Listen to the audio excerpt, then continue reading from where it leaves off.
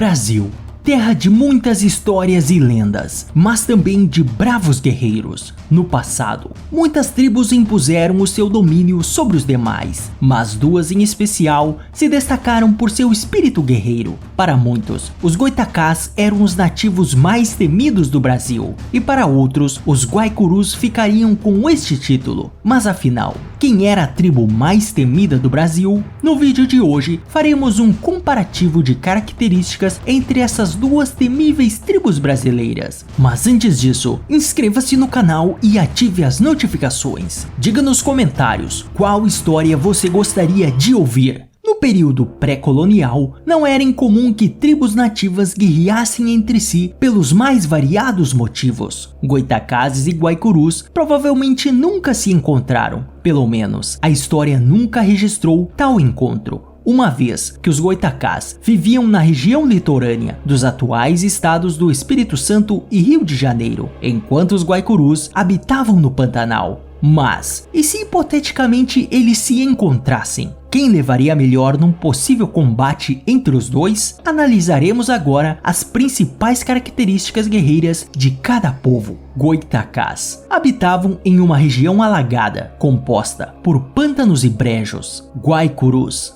Já os Guaicurus habitavam no Pantanal. Nesse sentido, como ambos habitavam em territórios alagados, num possível confronto, nenhum levaria vantagem de terreno sobre o outro. Físico. Os Goitacás eram altos, fortes e resistentes. Os Guaicurus também tinham um bom porte físico e praticavam atividades físicas. Nesse aspecto, por serem povos guerreiros, ambos possuíam um bom porte físico, tendo o cuidado com o corpo. Sociabilidade. Os Goitacás viviam totalmente isolados como um clã fechado, não faziam alianças com ninguém e quase todos que se aproximavam acabavam exterminados, sem retornar para contar a história. Já os Guaicurus, apesar de não serem amigáveis, não eram totalmente antissociais, pois ao longo da história fizeram alianças com tribos, como por exemplo os Paiaguás, que dominavam os rios, e subjugaram outras, como por exemplo os índios Guanás, que viraram os seus vassalos. Nessa categoria, os Guaicurus claramente levam vantagem sobre os Goitacás, que eram totalmente fechados entre si, pois com as alianças, os Guaicurus puderam dominar não só as terras, mas também os rios, que era uma importante rota de transporte dos colonos e mineiros. E com a ajuda de seus aliados que dominavam os rios, eles conseguiam aumentar ainda mais os seus saques. Outro fato marcante é que os Guaicurus faziam prisioneiros de guerra, os tornando os seus escravos. Tudo isso contribuía para o aumento de seu poderio militar.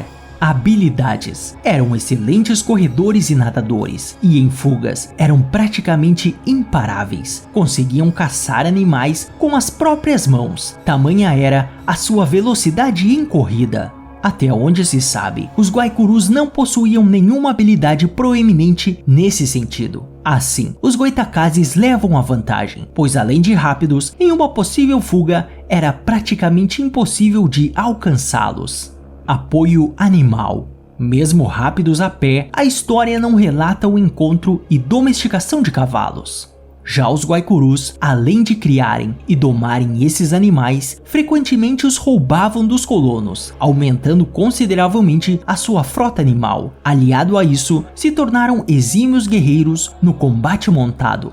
Nessa categoria, claramente os Guaicurus levam vantagem, pois eram excelentes cavaleiros no terreno pantanoso. Tamanha era sua habilidade no combate montado que na Guerra do Paraguai eles eram mandados para enfrentar as piores missões. Dieta. Eles alimentavam-se de plantas, raízes, carne de caça e carne humana.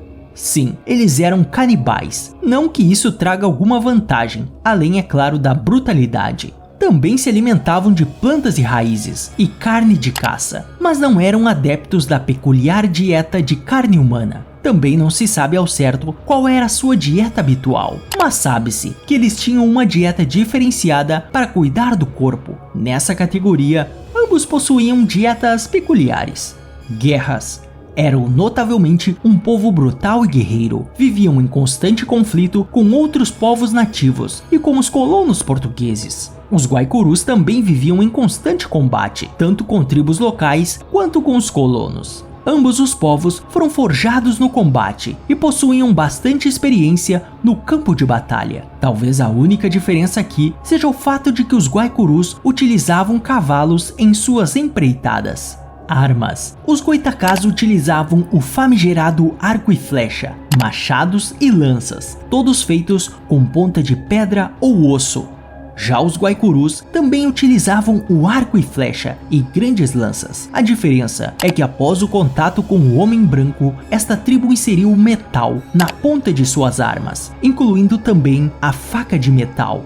Fato é que no início ambos utilizavam armas com matérias primárias, mas com o tempo os Guaicurus as aperfeiçoaram, com o uso de metal, as tornando mais mortais e resistentes.